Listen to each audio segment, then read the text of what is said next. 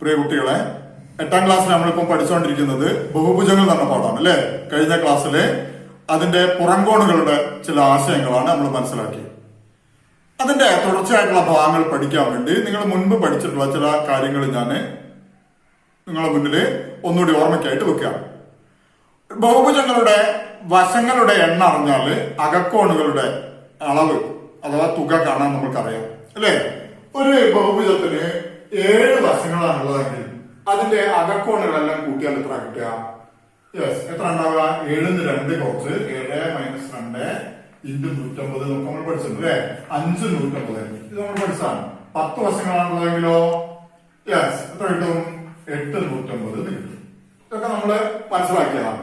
ഇതുപോലെ കഴിഞ്ഞ ക്ലാസ്സിൽ നമ്മൾ പഠിച്ചിട്ടുള്ള ഒരു ആശയം കൂടി ഞാൻ നിങ്ങളെ നോർമലിലേക്ക് കൊണ്ടുവരാണ്. ഒരു ത്രികോണം അതിലെ പുറംകോണുകളിലാക്കാൻ നിങ്ങൾക്കറിയാം. ഓരോ വശങ്ങളും ഇതേ രീതിയിൽ ഇങ്ങനെ ദീർഘിപ്പിച്ച് നമുക്ക് പുറംകോണുകൾ വരയ്ക്കാൻ കഴിയും. ഇതിലെ 2 കോണുകൾ നമുക്ക് അറിയാതിരിക്കട്ടെ. ഒന്ന് 60 ഡിഗ്രിയും മറ്റൊന്ന് 70 ഡിഗ്രിയും നീക്കട്ടെ. ഇതിലുള്ള എല്ലാ പുറംകോണുകളും നമുക്ക് കാണണം. ശേഷിക്കുന്ന അകക്കോണുകൾ കാണണം. എങ്ങനെയാണ് നമ്മൾ കണ്ടെത്തുക? ആദ്യൊരു കാര്യം ചെയ്യാം. നമുക്ക് ഈ അകക്കോണുകൾ കാണാം. 60 70 എത്രയായി? 130 ആയി അല്ലെ. അപ്പൊ അങ്ങനെയാണെങ്കിൽ ഈ അകക്കോൺ എത്ര ഉണ്ടാവും? എങ്ങനെയാണ് നമ്മൾ കണ്ടെത്തുക? ശരിയാണ്, ഒരു ത്രികോണത്തിലെ 3 കോണുകൾ കൂട്ടിയാൽ 150 നമുക്കറിയാം. അങ്ങനെയാണെങ്കിൽ 2 കോണുകൾ കൂട്ടിയത് നമുക്ക് 130 ആണെങ്കിൽ അടുത്ത എത്രയായിരിക്കും? 130ന്റെ കൂടെ എത്ര കൂട്ടിയാ 150 കിട്ടുക? 50 അല്ലേ. അപ്പൊ ഈ ആംഗിൾ എല്ലാം കിട്ടി. ഇനി പുറംകോണുകൾ കാണാൻ ബുദ്ധിമുട്ടുണ്ടോ? ഇല്ല, നിങ്ങൾക്കറിയാം. ഇവിടെ എന്താ ഇതൊക്കെ എന്താണ്? ഇതൊരു ലീനിയർ പെയർ അഥവാ രേഖീയ ജോഡിയാണ് അല്ലെ. അപ്പം ഇത് 70 ആണെങ്കിൽ ഇതെത്ര കിട്ടും? 110. ശരി.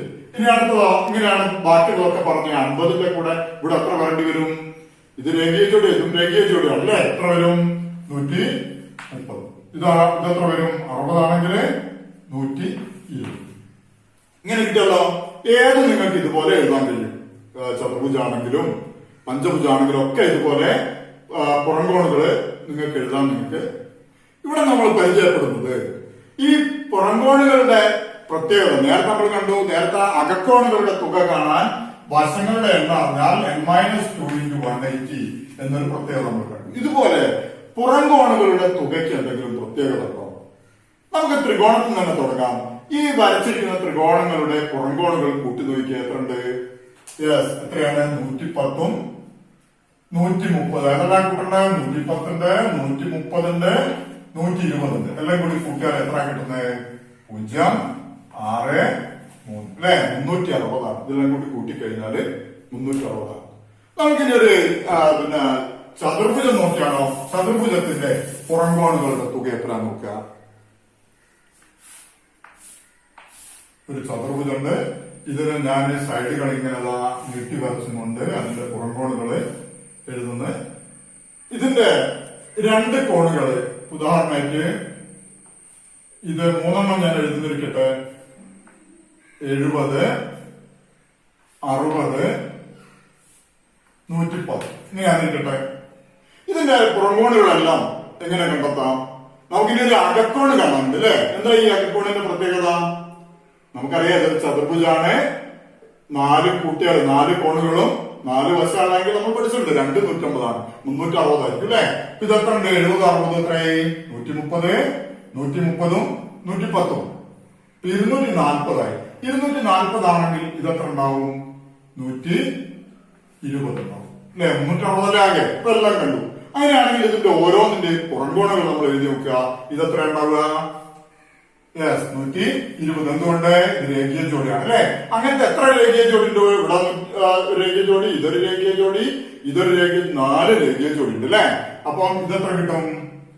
ഇത് 70 ഡിഗ്രി കിട്ടും. ഇത് 60 ഡിഗ്രി. ഇതോ 110 ഡിഗ്രി. ഇവിടെ നമ്മൾ പുറംകോണുകൾ, അതാണ് നമ്മളെ ലക്ഷ്യം. ഇപ്പോ നമ്മൾ പഠിച്ചുകൊണ്ടിരിക്കുന്നതാ. പുറംകോണുകൾ കൂട്ടിയാൽ എത്ര കിട്ടുക? അപ്പൊ എത്രയാണെന്ന് കൂട്ടി നോക്കുക.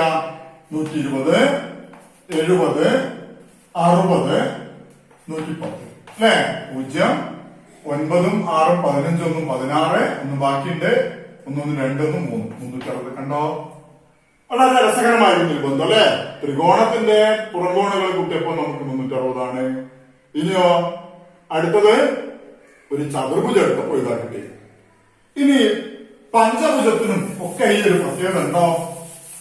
നമുക്ക് ഇതുപോലെ ശ്രമിച്ചു നോക്കാം. അതിന് പകരം ഞാന് ഈ ചതുർഭുജം ഒന്നുകൂടി നിങ്ങൾക്ക് പരിചയപ്പെടുത്താൻ. ചതുർഭുജം ഒന്നുകൂടി നോക്കാം.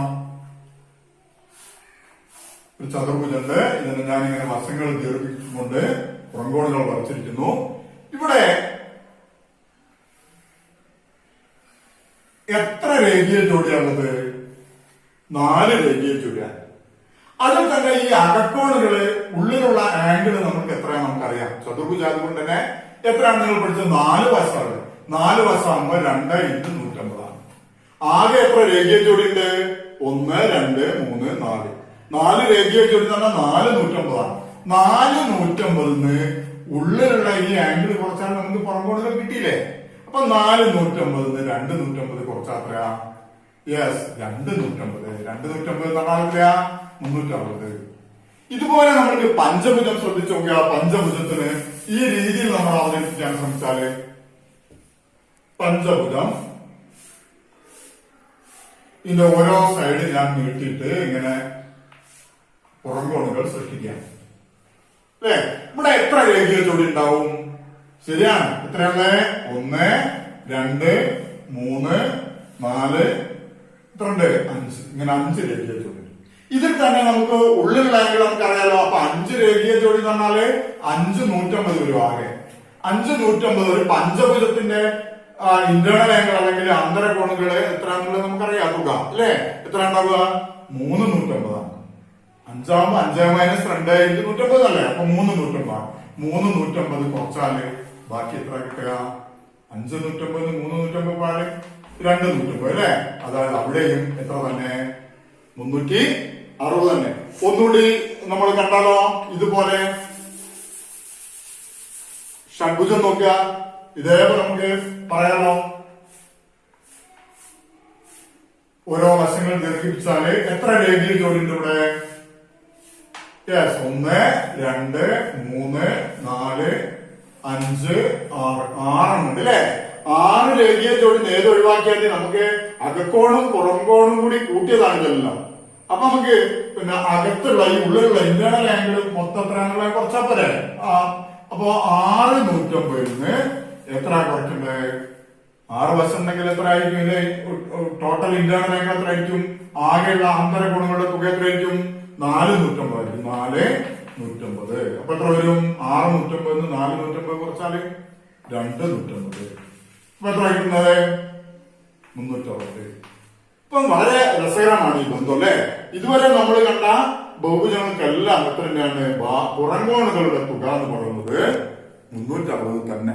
നമുക്ക് പൊതുവെ പറഞ്ഞാൽ n വശമുള്ള ഒരു ബഹുഭുജം എടുക്കുകയാണെങ്കിലോ എങ്ങനെ പറയാം? n വശമുള്ള ഒരു ബഹുഭുജമാണ് നമ്മൾ എടുക്കുന്നതെങ്കിൽ അതിന്റെ പുറംകോണുകളുടെ തുക നമുക്ക് എങ്ങനെ കിട്ടും? n വശമാണെങ്കിൽ എത്ര? നമുക്കറിയാം n വശമുള്ള ഒരു ബഹുഭുജത്തിന് n കോണുകളുണ്ട് അല്ലെ? അപ്പൊ അങ്ങനെ വെച്ചാൽ എത്ര പുറംകോണുകളും അകക്കോണുകളും ഉൾപ്പെടുന്ന എത്ര രേഖീയ ജോഡികൾ ഉണ്ടാവും? n രേഖീയ ജോഡികൾ ഉണ്ടാവും. അഥവാ n × 180 ഇത്രയായിരിക്കും ആകെ കോണുകൾ. അകക്കോണും പുറംകോണും വരും. അതില് നമ്മൾ അകത്ത് വരുന്ന ഇന്റേണൽ ആംഗിൾ എത്ര വരും? n വശമുള്ളതെങ്കിൽ യെസ്, n - 2 × 150 അത്രയും കുറച്ചാൽ നമുക്ക് കിട്ടുന്നത് പുറംകോണുകളുടെ തുകയായിരിക്കും അല്ലെ? അതിനാമത്തായിട്ട് n × 150 കുറയ്ക്കണം. ഈ നെഗറ്റീവ് മാറ്റി ചെയ്യണേ. n × 150 ആദ്യം ഞാനിവിടെ നെഗറ്റീവ് ആണ് നിർത്തിക്കൊണ്ട് ഇതും ചെയ്യാം. n × 150 - 2 × 150 അല്ലെ? ഞാൻ ഈ ബ്രാക്കറ്റ് മാറ്റി ഇവിടെ നെഗറ്റീവ് കൊണ്ട് ഈ നെഗറ്റീവ് കൊണ്ട് ഇനി മൾട്ടിപ്ലൈ ചെയ്യണം. അപ്പൊ n × 150 കുറയ്ക്കണം. n × 150 മൈനസ് ഓഫ് മൈനസ് വരും പ്ലസ് വരും അല്ലെ? അപ്പൊ 2 150 കിട്ടും. അവിടെ എന്താ കിട്ടുന്നത്? ഇത് ക്യാൻസൽ ചെയ്ത് പോയി. ബാക്കി എത്ര ഉള്ളത്? 2 × 150 പറഞ്ഞാല് അപ്പൊ n വശമുള്ള ബഹുഭുജാണെങ്കിൽ അതിന്റെ പുറംകോണുകളുടെ തുക എന്ന് പറഞ്ഞാൽ 360 കിട്ടി. അപ്പോ ഏതൊരു ബഹുഭുജത്തിന്റെ നേരത്തെ നമ്മള് അകക്കോണുകളുടെ കാര്യം പറയുമ്പോൾ വശങ്ങളുടെ എണ്ണത്തിനനുസരിച്ച് എന്ത് ചെയ്യുന്നു? അതിന്റെ 2 കുറച്ച് അത്രയും 150 ഉണ്ട് നമ്മൾ കണ്ടേ. പക്ഷെ ഇവിടെ എന്താണ് ഈ പ്രത്യേകത? പുറംകോണുകളുടെ പ്രത്യേകത എന്താണ്? ഇങ്ങനെ ഓരോ വശം കൂടുന്നതിനനുസരിച്ച് കോണുകളുടെ തുക കോണുകൾ വർദ്ധിച്ചു വരുന്നുണ്ടോ? ഇല്ല. ഏത് ബഹുഭുജാണെങ്കിലും അതിന്റെ പുറംകോണുകളുടെ തുക 360 ഡിഗ്രി ആയിരിക്കും. ബഹുഭുജങ്ങളിൽ വശങ്ങളുടെ എണ്ണം കൂടുന്തോറും ആന്തരകോണിന്റെ തുക 180 ഡിഗ്രി കൂടിക്കൊണ്ടിരിക്കുന്നതായി നമുക്കറിയാം. എങ്കിൽ ഇവയുടെ ബാഹ്യകോണുകളുടെ തുക എത്രയാണ്? ത്രികോണത്തിന്റെ ബാഹ്യകോണുകളുടെ തുക എത്രയാണെന്ന് നോക്കാം. ഇവയെല്ലാം ഒന്ന് ചേർത്ത് നോക്കിയാലോ? ഒരു വൃത്തം തന്നെ, അതായത് 360 ഡിഗ്രി. ഇനി ചതുർഭുജത്തിന്റെ ബാഹ്യകോണുകളുടെ തുകയോ? ബാഹ്യകോണുകളുടെ അളവുകൾ ചേർത്ത് നോക്കിയാലോ? ഒരു വൃത്തം തന്നെ, അതായത് 360 ഡിഗ്രി തന്നെ. ഇനി പഞ്ചഭുജത്തിന്റെയും ഷഡ്ഭുജത്തിന്റെയും ബാഹ്യകോണുകൾ ചേർത്ത് നോക്കിയാലോ? അതും ഒരു വൃത്തം തന്നെ, അതായത് 360 ഡിഗ്രി. ഇങ്ങനെ എത്ര വശമുള്ള ബഹുഭുജത്തിന്റെയും ബാഹ്യകോണുകൾ ചേർത്ത് നോക്കിയാലും വൃത്തം തന്നെ. അതായത് ഏത് ബഹുഭുജത്തിന്റെയും ബാഹ്യകോണുകളുടെ അളവുകളുടെ തുക 360 ഡിഗ്രി ആണ്. ഇനി ഇതുമായി ബന്ധപ്പെട്ട ഇപ്പം നമ്മൾ മനസ്സിലാക്കിയ ആശയവുമായി ബന്ധപ്പെട്ട ചില പ്രവർത്തനങ്ങൾ ചെയ്താലോ? ഒന്നാമത്തെ ചോദ്യം ഇതാണ്: 18 വശങ്ങളുള്ള ഒരു ബഹുഭുജത്തിന്റെ കോണുകളെല്ലാം തുല്യമാണ്. ഓരോ പുറംകോണും എത്രയാണ്? 18 വശങ്ങളാണ് ബഹുഭുജത്തിലുള്ളത്. അങ്ങനെയാണെങ്കിൽ എത്ര കോണുകൾ ഉണ്ടാവും? 18 വശങ്ങളാണെങ്കിൽ 18 കോണുകൾ ഉണ്ടാവും അല്ലെ? അതായത് 18 പുറംകോണുകൾ ഉണ്ടാവും, അകക്കോണുകൾ ഉണ്ടാവും. നമ്മൾക്കിപ്പം പഠിച്ച കാര്യം എന്താ? ഈ 18 കോണുകളും കൂട്ടിയാൽ എത്ര കിട്ടിയ പുറംകോണുകൾ? 18 പുറംകോണുകൾ കൂട്ടിയാൽ 360 അല്ലേ? അപ്പൊ 18 പുറംകോണുകളും കൂട്ടിയാൽ എത്ര? കോണുകളുടെ തുക നമുക്കറിയാം എത്രയാണ്? 360. 18 കോണുകളും തുല്യമാണ്, എല്ലാ കോണുകളും തുല്യമാണ്. കോണുകൾ തുല്യാണെങ്കിൽ പുറംകോണുകൾ അതുപോലെ തുല്യമായിരിക്കും. 18 കോണുകൾ തുല്യമാണ്. അപ്പൊ ഒരു കോണിന്റെ അളവ് കാണാൻ നമ്മൾ ചെയ്യുക. ഒരു കോണത്തിലായിരിക്കും ഓരോ കോണും എത്ര കിട്ടുക? 360 എന്താ ചെയ്താൽ മതി? 18 തുല്യ ഭാഗമാക്കിയ പോലെ 18 തുല്യ ഭാഗമാക്കുമ്പോൾ എന്താ കിട്ടുക? 360/18. 36 എത്ര? 18 2 അല്ലേ? അപ്പൊ ഓരോന്നും എത്രയായിരിക്കും? 18 കോണുകൾ പുറംകോണുകൾ അതുണ്ടാവുക. ആ 18ഉം 20 ഡിഗ്രി വീതമായിരിക്കും അല്ലെ? അങ്ങനെയാണ് അകക്കോണുകൾ എത്രയായിരിക്കും? നിങ്ങൾ പറ. എല്ലാ കോണുകളും തുല്യമാണ്. 20 നമുക്കറിയാം. ഓരോന്നും രേഖീയ ജോഡിയാണ് നമ്മൾ പഠിച്ചില്ലേ? ഇത് 1 20 ആണെങ്കിൽ മറ്റേ എത്ര ഉണ്ടാവും? എത്ര ഉണ്ടാവുക? 160 ഇതെല്ലാം അകക്കോണുകളുണ്ട്. അവിടെ ചോദിച്ചിട്ടില്ല, ഞാൻ ചോദിച്ചത് മാത്രം. രണ്ടാമതൊരു ചോദ്യം ശ്രദ്ധിക്കൂ. PQRS എന്ന ചതുർഭുജത്തിൽ PQRS എന്നീ വശങ്ങൾ സമാന്തരമാണ്. ചതുർഭുജത്തിന്റെ എല്ലാ കോണുകളും പുറംകോണുകളും കണ്ടുപിടിക്കുക. കോണുകൾ നമ്മൾ ഉദ്ദേശിക്കുന്നത് ഇന്റേണൽ ആംഗിൾ, അകത്തുള്ള കോണുകളാണ്.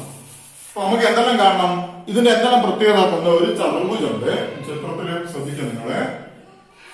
ഇതിനൊരു പ്രത്യേകത ഉണ്ട്. ഈ 2 വശങ്ങള് സമാന്തരം.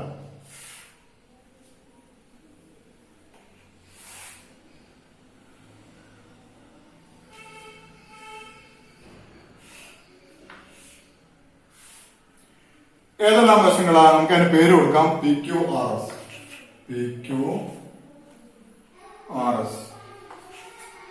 ഈ 2 വശങ്ങൾ സമാന്തരം തന്നിട്ടുണ്ട്. പിന്നെ തന്നിരിക്കുന്നത് 2 ആംഗിൾ തന്നിട്ടുണ്ട്. ഇത് 50 ഡിഗ്രിയാണ്, അതുപോലെ ഇത് 110 ഡിഗ്രി. നമുക്ക് എന്താ കാണേണ്ടത്? തന്നിരിക്കുന്ന കാര്യം ഒന്ന് PQ സമാന്തരമാണ്, പാരലാണ്. ഇത് 2 സമാന്തരമാണ് അല്ലെ? ഈ 2 ആംഗിൾ തന്നിട്ടുണ്ട്. അപ്പൊ നമുക്കറിയാം ഇവിടെ 4 രേഖീയ ജോഡികളുണ്ട്. അപ്പൊ നമുക്ക് ഇനി 2 ഈ അകക്കോണുകൾ കൂടി കിട്ടിയാല് പുറംകോണുകൾ കിട്ടാൻ വളരെ എളുപ്പമാണ്.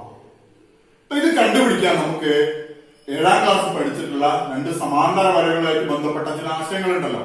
ഈ 2 വരകൾ സമാന്തരാണെങ്കിൽ ഈ 2 കോണുകൾക്ക് ഒരു പ്രത്യേകത. എന്താ ഇതിന്റെ പേര്? ഇങ്ങനെ കിടക്കുന്ന കോണുകളെ നമ്മൾ എന്താ പറയാ? ആന്തര സഹകോണുകൾ അല്ലെ? കോ ഇന്റീരിയർ ആംഗിൾ ആണെങ്കിൽ ആന്തര സഹകോണുകൾ. ആന്തര സഹകോണുകളുടെ പ്രത്യേകത എന്താ? നിങ്ങൾക്കറിയാം അല്ലെ? ആന്തര സഹകോണുകൾ എന്തായിരിക്കും? അനുപൂരകമായിരിക്കും.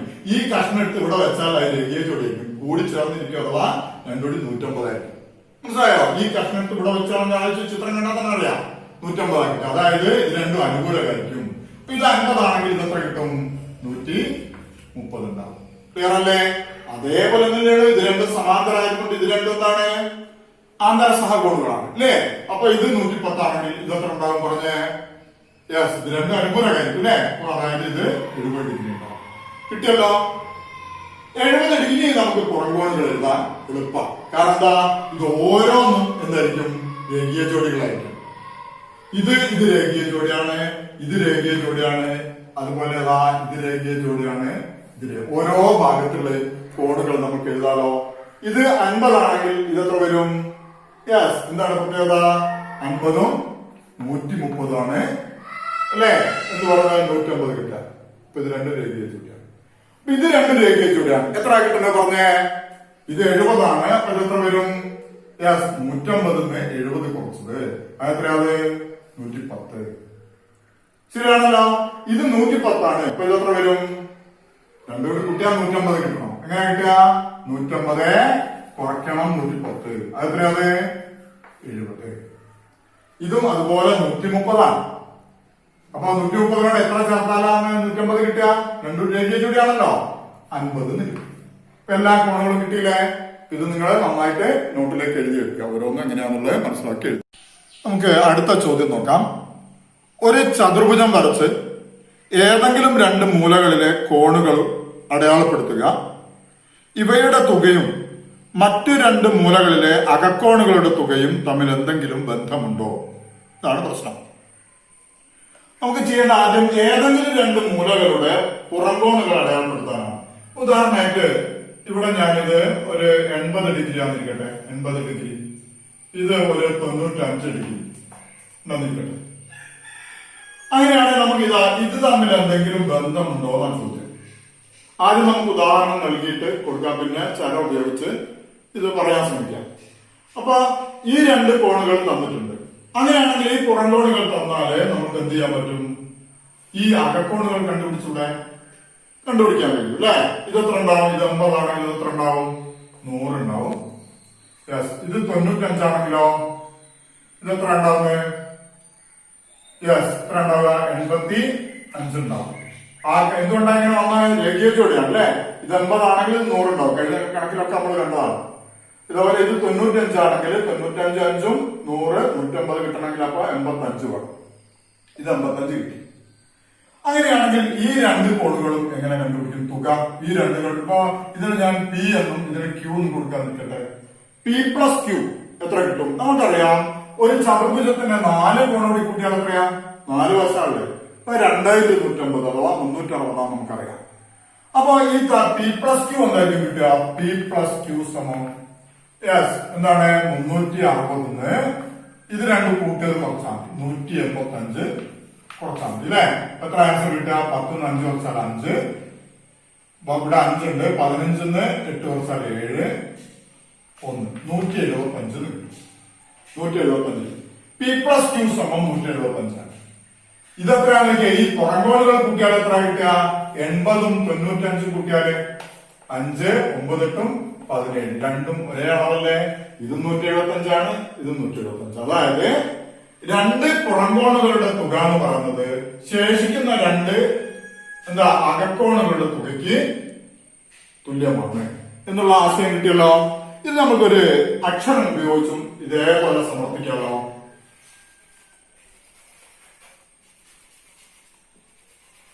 ഉദാഹരണമായിട്ട് ഇത് എക്സ് ആണെന്നിരിക്കട്ടെ. ഇത് എക്സ് ആണെങ്കിൽ ഇത് എത്ര ഉണ്ടാവും? രേഖീയ ജോഡി ആയതുകൊണ്ട് ഇത് എക്സ് ആണെങ്കിൽ ഇത് എത്ര ഉണ്ടാവുക? 150 - 6 അല്ലെ? ഇത് y എന്ന് തന്നിട്ടുണ്ടെന്നിരിക്കട്ടെ. രണ്ട് പുറംകോണുകൾ നമുക്ക് തന്നിട്ടുണ്ട്. ഒന്ന് എക്സ് ആണെങ്കിൽ 150 - 6. ഈ അകക്കോണം എന്ത് വരും? 150 - y. ശരിയല്ലേ? അങ്ങനെയാണെങ്കിൽ പി പ്ലസ് ക്യൂ എന്താ കിട്ടുക? നേരത്തെ നമ്മൾ കണ്ട പോലെ പി പ്ലസ് ക്യൂ സമം ആകെ ഈ അകക്കോണുകളുടെ തുക എത്രയായിരിക്കും? 2 150 അഥവാ 360 ആണ്. അപ്പൊ പി പ്ലസ് ക്യൂ കാണാൻ എന്ത് ചെയ്താൽ 360 ഈ രണ്ട് കോണുകളുടെ തുക കുറച്ചാണ്. ഈ രണ്ട് കോണുകൾ കൂട്ടിയത് കുറച്ചാണ്. അപ്പൊ മൈനസ് 150 - എക്സ് കൂട്ടണം 150 - y. ഇതാണ് നമ്മള് കുറയ്ക്കേണ്ടത് അല്ലെ? ഇത് കുറയ്ക്കണം. ഒന്നുകൂടി ഇത് മാറ്റി എഴുതിയാൽ കിട്ടും 360 കുറയ്ക്കണം. 150 150 360 കുറയ്ക്കണം എക്സ് കുറയ്ക്കണം y. ഈ ബ്രാക്കറ്റ് അങ്ങ് മാറ്റിയാലോ? Equal to 360 minus 360 minus of minus എന്താ വരിക? പ്ലസ് എക്സ് എന്നാവും. Minus of minus Y plus Y എന്നാവും. ഇത് രണ്ടും വെട്ടിപ്പോയാൽ എന്ത് കിട്ടി? ശേഷിക്കുന്നത് നോക്കൂ, പി പ്ലസ് ക്യൂ സമം എക്സ് പ്ലസ് വൈ. നേരെ നമ്മൾ കണ്ട അതേ കാര്യം തന്നെ നമുക്ക് അക്ഷരം ഉപയോഗിച്ച് നമ്മൾ സമർത്ഥിച്ചു. ഇനി അടുത്ത ക്വസ്റ്റ്യൻ നോക്കൂ.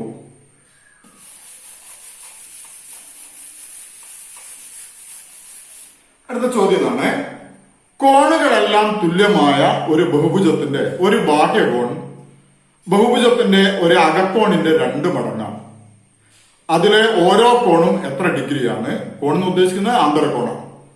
അതിന് എത്ര വശങ്ങളുണ്ട്? ഇതാണ് ചോദ്യം. കോണുകളെല്ലാം തുല്യമായ ഒരു ബഹുഭുജത്തിന്റെ ഒരു ബാഹ്യകോൺ എന്ന് പറയുന്നത് ബഹുഭുജത്തിന്റെ ഒരു അകക്കോണിന്റെ 2 മടങ്ങാണ്. അപ്പൊ ഞാൻ ഇത് മാത്രം ഒന്ന് വരയ്ക്കാം. ഒരു രേഖീയ ജോഡി ഉണ്ടാവുമല്ലോ, ഈ പുറംകോണും അകക്കോണും തമ്മിൽ ഒരു രേഖീയ ജോഡി ഉണ്ടാവും. ഇവിടെ പറഞ്ഞിരിക്കുന്നത് ഒരു അകക്കോണിന്റെ, ഇത് എക്സ് ആണിരിക്കട്ടെ, അതിന്റെ 2 മടങ്ങാണ് പുറംകോൺ. അപ്പൊ എത്രയായിരിക്കും പുറംകോൺ വരിക? 2x വരും. ഈ 2 കോണുകളും തമ്മിൽ എന്തെങ്കിലും ബന്ധമുണ്ടോ? ഉണ്ടല്ലേ. എന്തായിരിക്കും? ഇത് രണ്ടും കൂടി കൂട്ടിയാല് 150 കിട്ടും. അഥവാ ഇത് രേഖീയ ജോഡിയാണ്. അപ്പൊ അങ്ങനെ ഒരു പുറംകോണും അകക്കോണും രേഖീയ ജോഡിയാണ്. അപ്പൊ ഇത് എത്ര കിട്ടുക? 3x എന്ന് പറയുന്നത് 150 ആണ്. അങ്ങനെയാണെങ്കിൽ എക്സ് എത്ര കിട്ടുക? 150/3 കിട്ടും. എത്ര കിട്ടി? 60 ഡിഗ്രിയാണ്. അപ്പൊ ഈ ആംഗിൾ 60 ആണ്, ഇത് 120 ആണ്.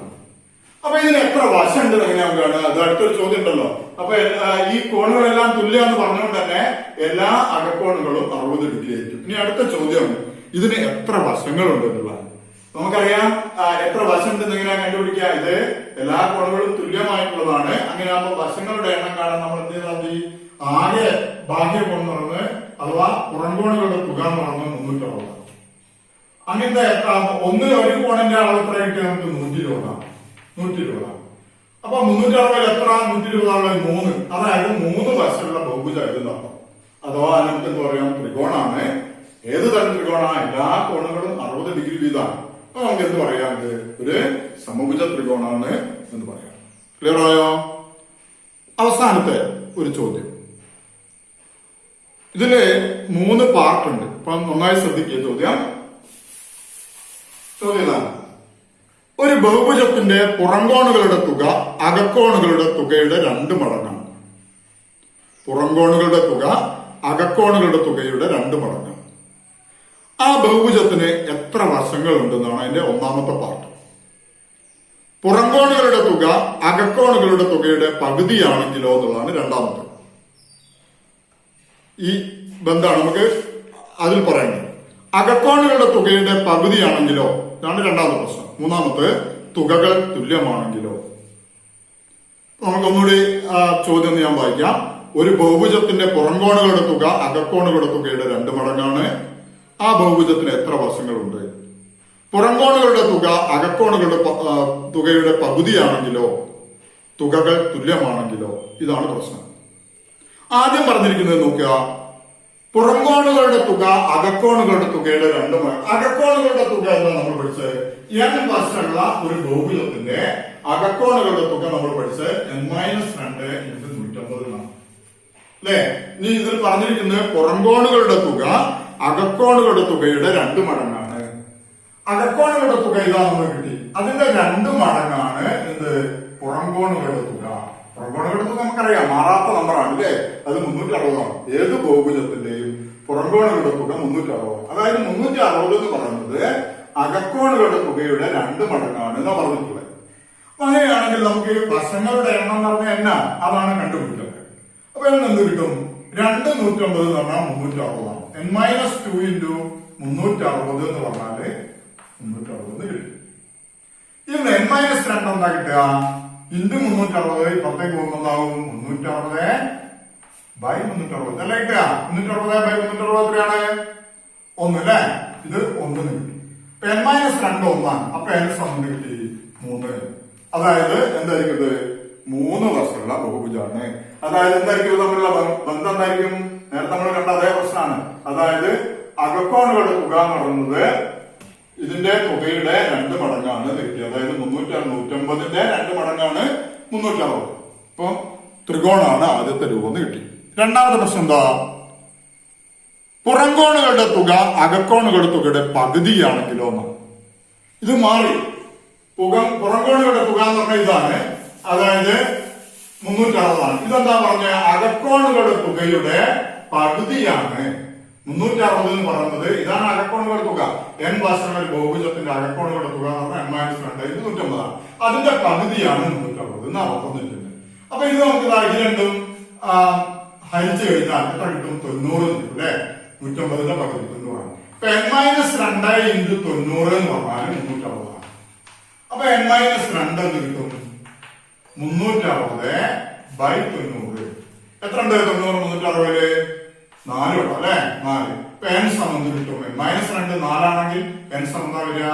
4 + 2 സമത്ര 6 വശമുള്ള ബഹുഭുജാണ്, അഥവാ ഇത് ഷഡ്ഭുജാണെന്നാണ്.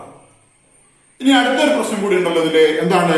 തുകകൾ തുല്യമാണെങ്കിലോ, അതായത് അകക്കോണുകളുടെ തുകയും പുറംകോണുകളുടെ തുകയും തുല്യമാണെങ്കിലോ എന്നാണ് പ്രശ്നം. അകക്കോണുകളുടെ തുക എന്താ നമ്മൾ കണ്ടേ? n വശമുള്ള ഒരു ബഹുഭുജത്തിന്റെ അകക്കോണുകളുടെ തുക n - 2 × 150. ഇത് എന്തിനു തുല്യമാണെന്ന് പറഞ്ഞേ? 360 തുല്യമാണ്. പുറംകോണുകൾക്ക് തുല്യമാണ്. അപ്പൊ എന്താ പോയി കിട്ടുക? n - 2 സമം 150 അങ്ങോട്ട് പോയാൽ എന്താവും? 360 ഹരിക്കണം 2 അല്ലേ? ഇപ്പൊ എന്ത് വരും? സോറി 150 150 ഗുണിക്കണം 150 പുറത്തേക്ക് വരുമ്പോ ഹരിക്കണം 150 ആവും 2 കിട്ടും അല്ലെ? ഇപ്പൊ n - 2 സമയം 2 കിട്ടി. അപ്പൊ n സമം കിട്ടും 2 കൂട്ടണം 2 എത്രയാത്? 4. അതായത് 4 വശമുള്ള ബഹുഭുജാണ് എന്നർത്ഥം. അതായത് ഈ ഒരു പ്രശ്നത്തോടു കൂടി നമുക്ക് ഇന്ന് ഇവിടെ നിർത്താം. ഇത്രയും ഭാഗം നന്നായിട്ട് നിങ്ങൾ വീണ്ടും വീണ്ടും കണ്ട് മനസ്സിലാക്കാൻ വേണ്ടി ശ്രമിക്കുക.